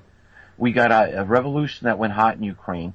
We got an Ebola outbreak in Africa, which turns out to be related to Red Cross vaccines being administered to the indigenous people. And we have ISIS. Wait a minute. What was on that podium? Yeah, a phoenix, the symbol of ISIS, rising from a pyramid made of 13 smaller pyramids. Yeah. So you know, it's a lot of interesting symbology has just gone on, and we get a terrorist group called ISIS after we have the Secretary of the United States saying that the rebels in Syria would be well financially backed. And Peter, not to interrupt again, but our caller wants to talk about the black goo. Yeah, go ahead, caller. Absolutely. Hello? Yes, you're on. It was talking on my Bluetooth. I'm sorry. Hey, so the black goo rather. I've been studying this, and it looks like there's two types. There's one that's natural to the planet, and there's one that seems to be unnatural, or possibly alien. So that's what I was seeing. Two sides of this. One where the planet just actually oozes this black gooey stuff, but whether that's the same thing as what we're finding, what is in this lymphatic system of this year, I don't know. I didn't take it out, didn't send it to have analyzed. It was like I looked at it, it disgusted me, and that's as far as I got. Okay, well, some of the stuff that I've heard is that there's a large concentration of it in the Falkland Islands, and that's what part of the Falkland Islands War was about. And I'm not sure how true that is. I have heard the same thing, maybe from the same source. Yes, true. So my bigger issue is that there's two versions, let's say, and one appears to be an AI. So doesn't that stand to reason that the first one's an AI as well?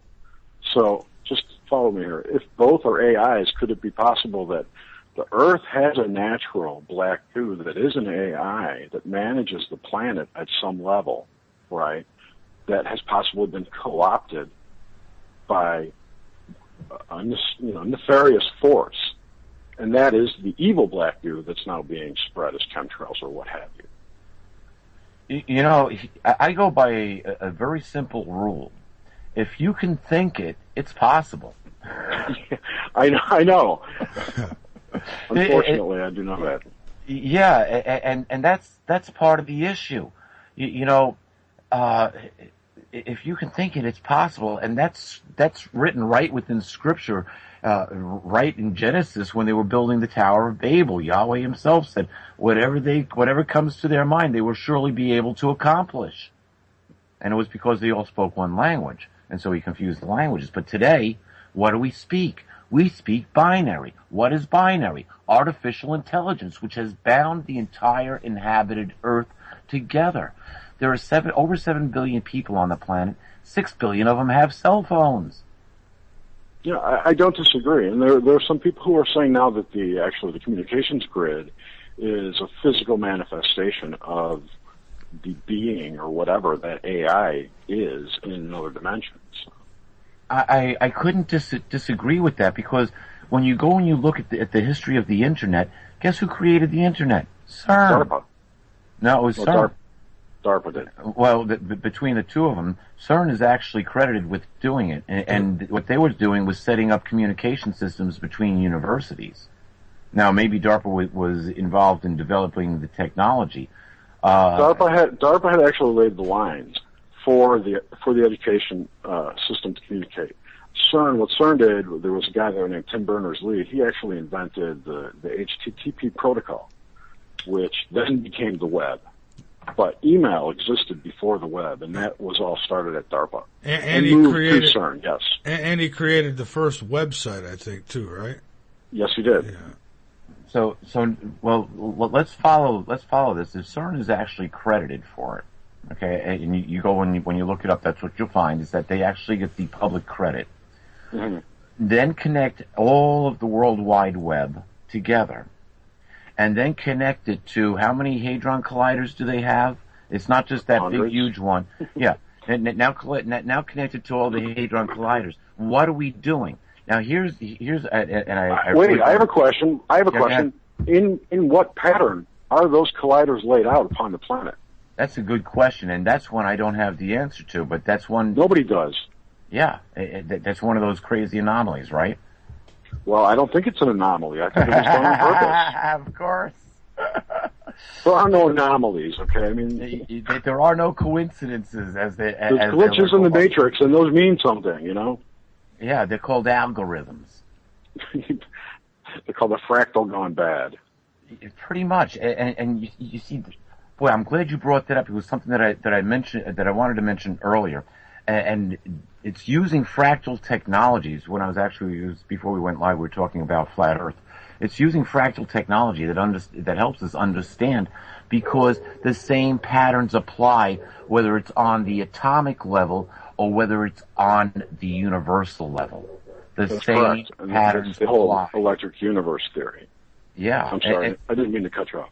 No, that's quite all right. So it's all laid out. You're going to follow a set of laws which govern everything from the smallest to the largest. So fractal technology became fractal science. Right, and you're absolutely right. And there is a giant monkey wrench in the wheels of science that's stopping us from getting there, and it's called Einstein. It's the whole, the theory of gravity is wrong. Well, to some degree. I mean, it's not wrong, but the way it's described and the four base forces are incorrect in the way that they're described. I can't quite get my brain wrapped around it quite yet. But I believe I mentioned this earlier in the recorded part. I helped Dr. Michio Kaku find God. Mm. And this is true. I was actually a guest at his show, and I'll just reiterate this. I was a guest not on his show, but a guest in the audience of his show during one of his recordings when he was doing his science program. And after the show, I had a chance to talk to him. I gave him a copy of Let Us Earth, and I asked him, I said, Doctor, is it possible that the universe or the multiverse in which we live is actually God? And his instant response was, well, philosophy's down the hall. I'm a theoretical physicist. However, within the year, he came up with what he found God through tachyons, a particle that moves faster than the speed of light. Yeah, I'm familiar with it. Yeah, and so I inspired the man. I guess he took that walk down to philosophy. But neutrinos also move faster. There are lots of particles that move faster than the speed of light. But I personally believe that the speed of light is local to this universe. So if there are multiple universes, if there's a multiverse, each one may have a different speed of light.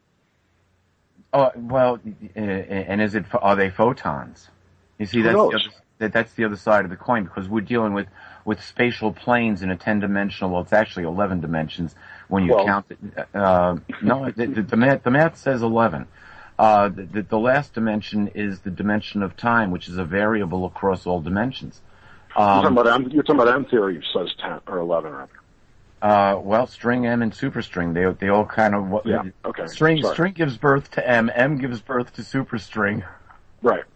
But M theory in itself is interesting, just by how universes are created, or actually, well, two dimensions or two membranes touch. You have an exchange of electrical energy, which then goes on a trillion-year trip. So if the Big Bang was... Like when two brains collide, you mean? Or like when a sperm and an ovum collide? Okay, all right. So I never talking about quantum membranes like brains colliding versus any two mass. Well, we're talking about two-dimensional membranes coming together. Right. And when that happens, there's an exchange of electricity.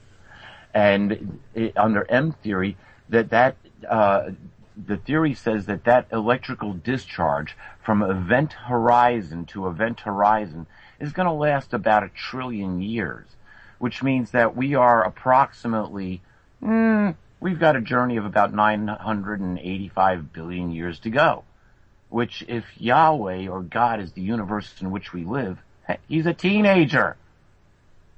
Mm-hmm. Think of it. Now look at the fractal science of the human body. We are hosts to about 100 trillion life forms. Right now, there's two bacteria in my gut. One's talking to the other one and says, "Do you really think Peter Kling exists?" And the other one says, "Nah, he's just a myth." And then the DNA is trying to keep it all orchestrated. Yeah, so use fractal technology, and there you go, fractal science, and there you go.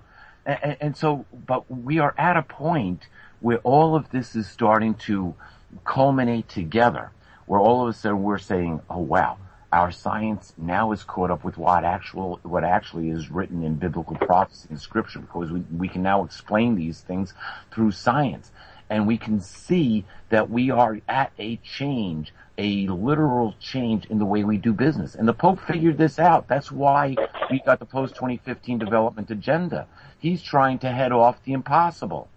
Have you talked about the Lucifer telescope yet? Well, yeah, no, we haven't actually, but we have on previous shows. Why they name it Lucifer? Well, because that's who they worship. Right, exactly. It's just that simple. Anyway, I just wanted to bring up the Black Goo thing, and I don't want to take up anyone else's calls. Well, Peter, we lost you. I don't know what happened. Oh, there you are, Peter. Here I am. I hit the wrong button. Oops. Yeah. No, I'm sorry. I didn't want to dominate the conversation. No, that's okay, because Black Goo is one of those things. It's like, what is it? But I just wanted to read this one thing before you go, because if it is connected to artificial intelligence, then this would make a whole lot of sense. And now I just gotta find it. Hold on. Well, I'll just say to that point that I've heard from several people, I'll name one, Andrew Bartzis, the galactic historian. I don't know that he has been yet discredited, so I'm taking him for possible, truthful information. Says that the Akashic Records, if there is such a thing, is actually run by an AI. So it could be, but now I just want you to just listen to this just for a second. This is a U.S. patent. It's U.S. patent 20020188164. Mm-hmm. Nervous system manipulation by electromagnetic fields from monitors. Oh yeah, that's the whole electromagnetic shield, and with ionizing the atmosphere and all that. No. This is actual, the monitor, your TV monitor, your computer monitor, the little monitor in your smartphone. Let me read the abstract. Physiological effects have been observed in human subject in response to stimulation of the skin with weak electromagnetic fields that are pulsed with certain frequencies near 1/2 hertz or 2.4 hertz, which is interesting. That's the same level of hertz that they get tectonic plates to slip at, causing earthquakes with really serious. ULFs. Actually, I think it's actually 2.3 hertz. Such to excite a sensory resonance. Many computer monitors and TV tubes, when displaying pulsed images, emit pulsed electromagnetic fields of sufficient amplitudes to cause such excitation. It is therefore possible to manipulate the nervous system of a subject by pulsing images displayed on a nearby computer monitor or TV set. Now, this was given out before. This was in June 1st, 2001. The publication of the patent was January 14th, 2003. So this technology is already 12 to 13 years old. That we know of. That we know of. That's when the that patent date is. I believe it's called entrainment, is what they call it now. Yeah. Now, when did smartphones come on the line? You see, now everybody's got a smartphone, and so everybody can be manipulated by use of this issued patent. By the electromagnetic pulses that are coming over their actual handheld devices. Not only that, plus all the Wi-Fi pollution. Everywhere you go.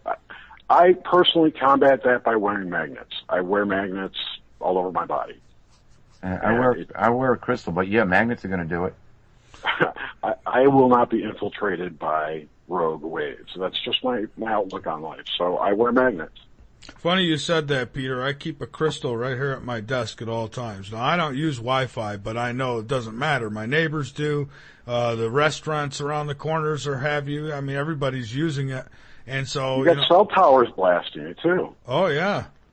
Michael, I haven't slept a decent night's sleep until about 2 weeks ago when I was in a strange bed in a hotel up in Maine, in the backwoods. I got 8 hours of sleep, slept like a baby in a strange bed. Wow, that's incredible. You weren't getting that 2 to 5 a.m. broadcast that goes out. At home, personally, I can't sleep though. Yeah, I go 3 to 4 hours. I'm up. 3 to 4 hours. I'm up. It doesn't make sense. Now, the last time that I slept a straight 8 hours was the end of last April when I was up in Maine in the backwoods again. Isn't that interesting? What? They don't have any cell phone reception there. They did have Wi-Fi at the place that we stayed, but it wasn't bombardment. I think it might be linked to the smart meter that's attached to the side of my house. Yeah, that's another thing. The last place that I lived at did have one, and the place I'm at now doesn't. And so, at least not yet, it doesn't. Those are easy to block, Michael. Don't worry about that. Yeah? Put a cage around it? You could buy shielding to put up against that wall that will actually bounce the signals back out. In fact, if you read the label on your smart meter, some of them, at least the one at my house, says that it can be affected by other types of radiation that may alter its operation, and it can't do anything about it. I got it. I'm going to take the door off the microwave oven, tape the little gizmo shut that'll turn it on, and stand it in front of the in front of the smart meter and turn it on. Exactly, and you will be in absolutely zero trouble doing that because it says right on the meter that you can. Just go read your meter. But besides that, there's ways to block that. I wouldn't worry about smart meter. Turn around. The last thing I wanted to say before I hung up magnets to Peter was, I don't know if you guys are familiar with this guy named James Alfred who's doing, he's got a blog called Sage Sigma, deciphering some Russian scientist work by a guy named Hadibov. I have not heard any of this. No. You should check it out. It's really interesting. Michael, you should have him on the show. He's been doing some work with that guy Crow on YouTube, who still met Lunar Wave. Well, I'll tell you what, if you send me some information to my email, I'll definitely, and when people send me requests, I always look into it. And sometimes these people are hard to get a hold of, so if you can get a contact, that helps. I talk to James at least once a week, so I can get you that information. Oh, okay, great. Yeah, I'll definitely approach him and have him on. It's interesting because I think that there's a connection between the black goo and the stuff that he's found. Oh, so yeah. that's what I'm working on. Without a doubt. And people just, it's like, where'd your intelligence go?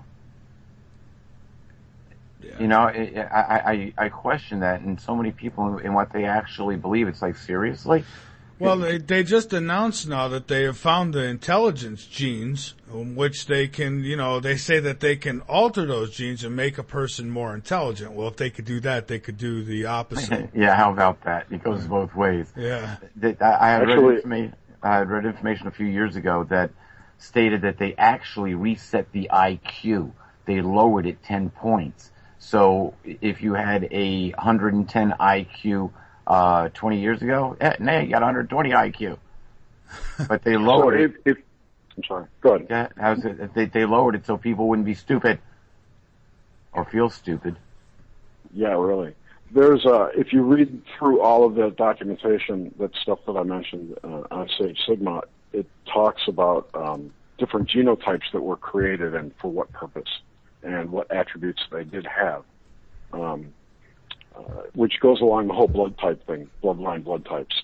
And I actually just saw something on Base's Miles Johnson last night with the guy talking about O-negative blood and how that's like the royal bloodline.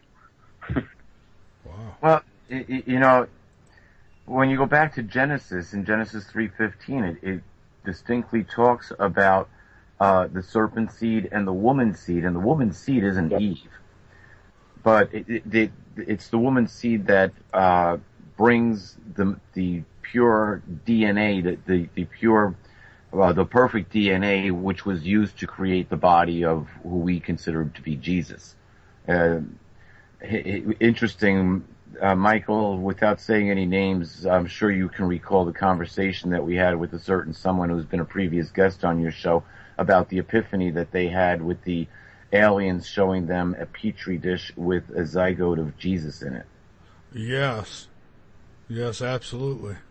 So we're not at liberty to say who said it, but it was interesting. They're Jewish. It's still, you should read that stuff. It's kind of interesting. It might give you a little different spin on the whole book of Genesis. It did for me. Yeah. I looked at, when I went back and when I started my research on the Bible, scientific research on the Bible, I focused on the things that I could prove scientifically. Mm-hmm. And where the first real big hunk comes in is genetic engineering of Eve. And then from there, it's interesting, it ends, that verse ends with them both being naked. But after they eat this fruit, they realize they're naked, they cover themselves up, and then they hear the voice of God and they become afraid and hide. Something happens when they eat that fruit. Besides damaging their DNA, they now adopt the beta operating system of the brain.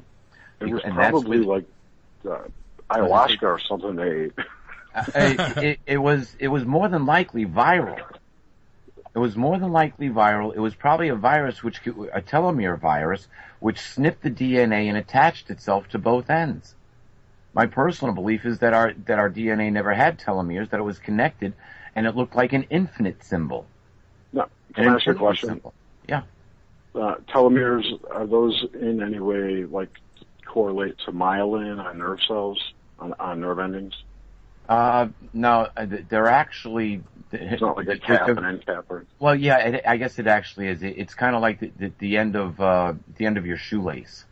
You know, in a shoelace you have that little plastic coating. Gotcha. That's what I thought. Okay. Well, every time the DNA replicates, it loses a set of telomeres, and when it runs out of telomeres, the DNA becomes unraveled, and it no longer can reproduce itself, and we die.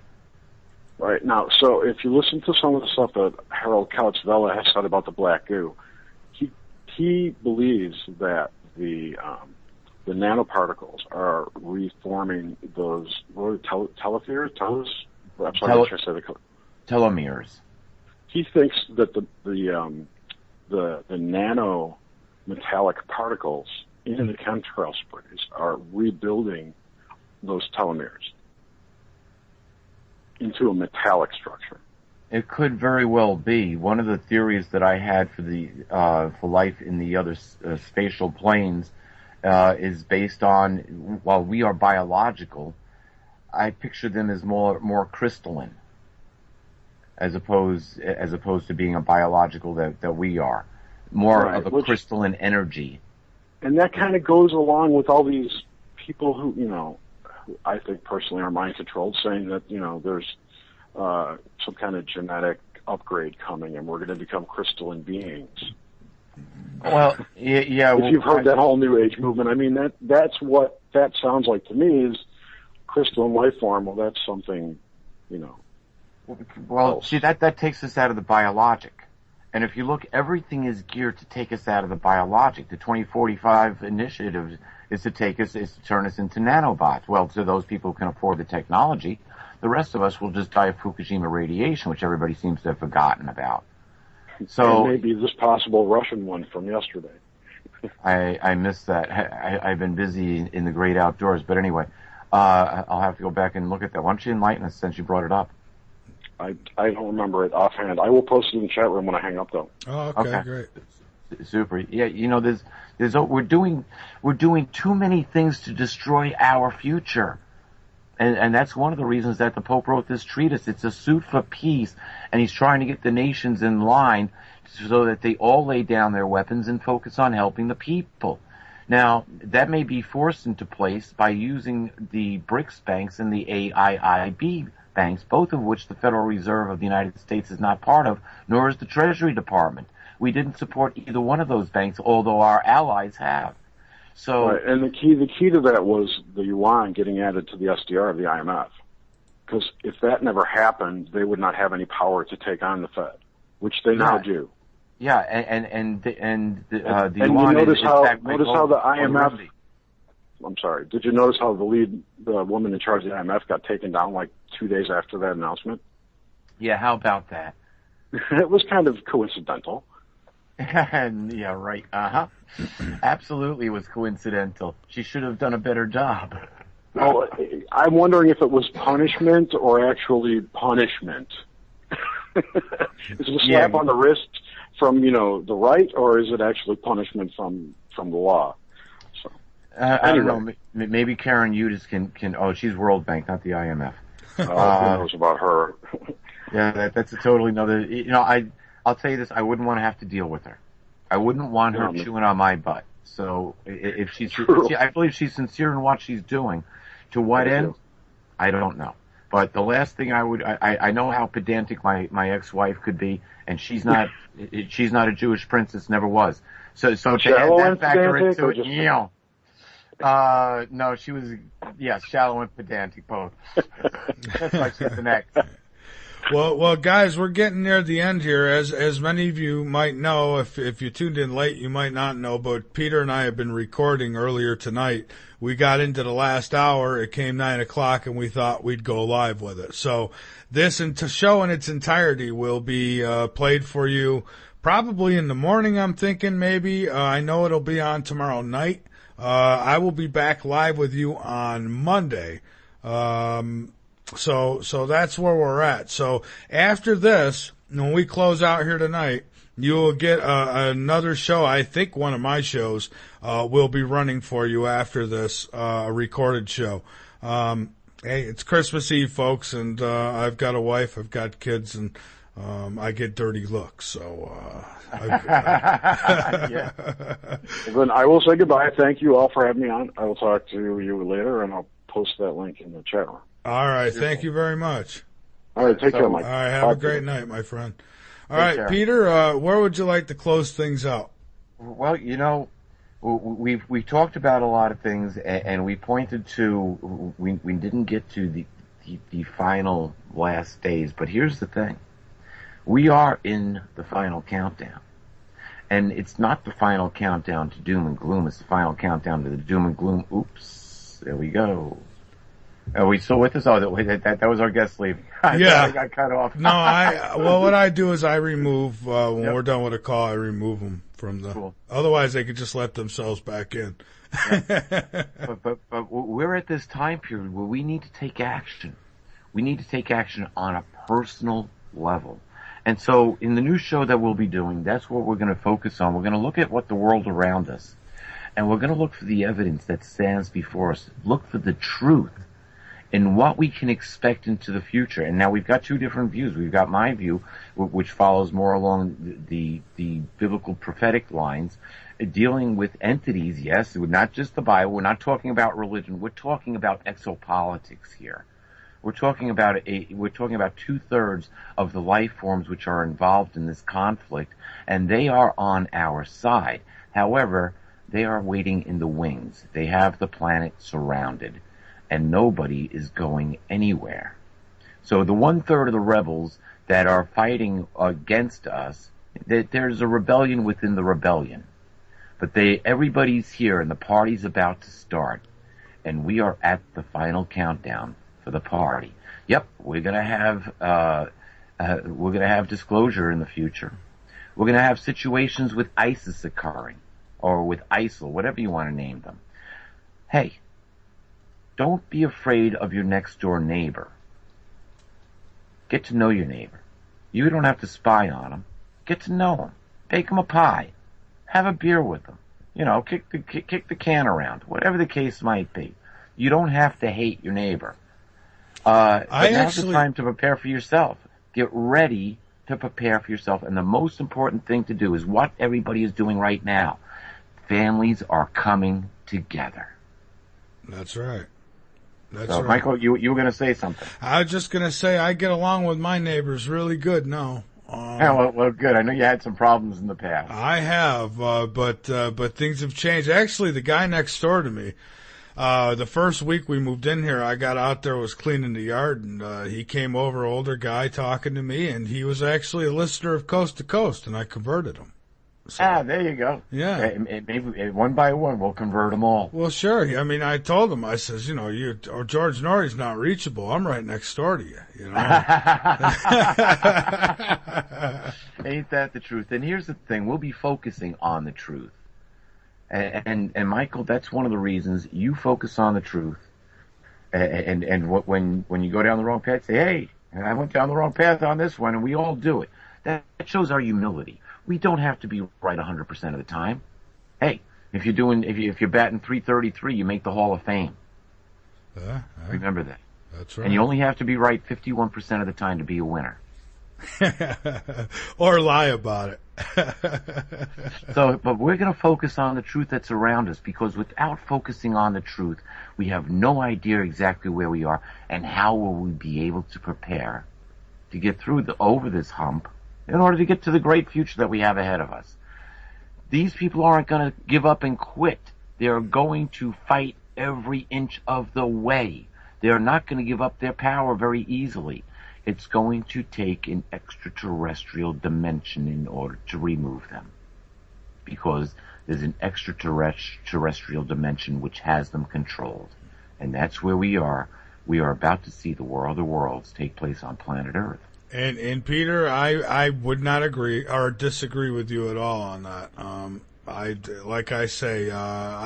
I'm convinced by the information I got that I consider this guy a reliable source in Britain, and he said there is a secret space program and there's a fleet out there. Yeah. And fleet's not for you and me. I mean, we're not leaving the planet anytime soon, not in our bodies anyway. So, Michael, go outside, and all our listeners, go outside and just stay night after night, clear nights. Look up at the sky. Do it after 10 o'clock at night, where you don't have the airline traffic. Usually airline traffic starts to die down around 9:30. So you go out 10, 11, 12, 1, 2, early morning. Just sit there and look up in the sky. And sooner or later, you're going to start to see some strange things going on, like satellites that can steer themselves, going in odd directions, coming back across. I swear they're having space wars up there. Peter, I seen several months ago, we were at Lake Murray here at a campsite visiting somebody, and I was looking up in the sky, and I pulled Autumn over. Since she's been with me, she's seen some things. And up in the sky, what looked like a star formation. Now, any other time you look and say, oh, look at those stars, right? Well, all of a sudden, those stars started traveling. And whatever it was, I'm telling you, it was big from down on the ground. I mean, this thing, again, looked like stars up there. It had to be huge. It had to be. I had my son called me up. He said, Pops, go step outside, quick. And I went outside and I saw this. It wasn't a satellite. It was friggin' huge. Well, it was high up. I mean, it looked like a giant star. And it was going from northwest to southeast. And I'm like, seriously? Look at the size of this thing. What's it, like the mothership or something? Well, yeah. And this thing, I mean, it was like you could see the different stars, right? What looked like different stars. It looked like you would think, well, boy, those have to be so far away from each other. And all of a sudden, they start moving together. Yeah. And then there's the ones that are stationary and just strobe. They strobe all different colors. So they're up there. We're not alone. By no means are we alone. And we are going to start seeing some stuff. So, yes, we have entered the final countdown. And Peter, that's why I'm excited to have you and Dr. Rand, Jason, he wants to be called, doing your show, because I think that it's going to be very beneficial to all the listeners. I think that you guys are going to uncover a lot of stuff, and I'm looking forward to it. And believe me, I'll be somebody who will be calling in frequently because I think it's going to be great. Well, thank you, Michael, and I'm looking forward to it, too. I'm sure Dr. Rand is. And I hope that we'll have a really great listener base. This is where we're going to find the truth. Not our invention of the truth, but real truth. And this is where we're going to learn to get over this hump together, because we are in this together. And it's by working together that we'll get to our destination and be on the positive timeline together. Absolutely. Well, Peter, hey, have a very merry one, and certainly, enjoy your New Year's, even though I'm sure I'll talk to you before then. Absolutely. And you too, Michael, all of our listeners, love and blessings to all. Enjoy your family. Strengthen your family ties. Don't just use this one day, but make this day last every day. And bring your family together. Love and blessings, folks. Have a great holiday. All right. Good night, Peter, and thank you. And, hey, when I get the link to this, I'll send it over to you. Super. Thank you, Michael. All right. Take care. Have a great night. You too, my friend. Good night. All right, folks. Peter Kling. Again, just kind of an unusual type show. We were doing a recording, commercial-free, of course. And it got 9 o'clock, and I said, why not just go live? Because, I like to always throw a thorn or a stick in the spokes on poor Ira. He gets things all set up, and then I make these decisions, and he's got to go in the back end and adjust stuff. And I so appreciate it, because all he'd have to do is say, look, I don't feel like messing with the back end, and I wouldn't have done it. But he's such a nice guy, and he always allows us to stomp on the schedule a little bit, and I appreciate it. So that's my Christmas present. Folks, I do thank you all for tuning in tonight, and keep your eyes posted to the sky. Don't leave, because if you're looking for some more great radio, we got more coming up. Ira's got some good stuff coming ahead after I close out here. I will be back with you Monday. We've got a couple new live shows starting in 2016 in January, starting on January 6th, as a matter of fact. So, folks, get ready for that, and keep your eyes posted to the sky, because you never know what you might see, and keep your ears posted to this broadcast, because you never know what you might learn. Good night, and Merry Christmas, everybody. Hello, late-nighters. I recently removed my show from Art Bell and Keith Rowland's Dark Matter Radio Network. I've had many thousands of you express your love for Late Night in the Midlands, and some of you said it is a shame because, in the end, the listener is who is affected by this. I agree wholeheartedly, and that is why I felt it necessary to take the high road and leave. I was offered an opportunity to join the wealth of Art and Richard, and that my potential was there to do just as well as they did. I would have had to give up my own network and therefore turn my back on all of you who have never turned your back on me. Sure, you could have still listened to me there as long as I did not say anything that offends anyone. And if I did, there would be that no compete thingamajigger. You see, it is far bigger than Michael Vera. It is far bigger than Late Night in the Midlands. It is definitely bigger than Art Bell. I'm talking about the truth, and that truth that is needed now more than ever in our lifetimes. With geoengineering destroying our planet's weather stability, with criminal government doing everything they can to destroy what is left of our great nation, with NASA lies, mainstream and alternative media selling out for ratings and big paydays, the L&M Radio Network is the people's network.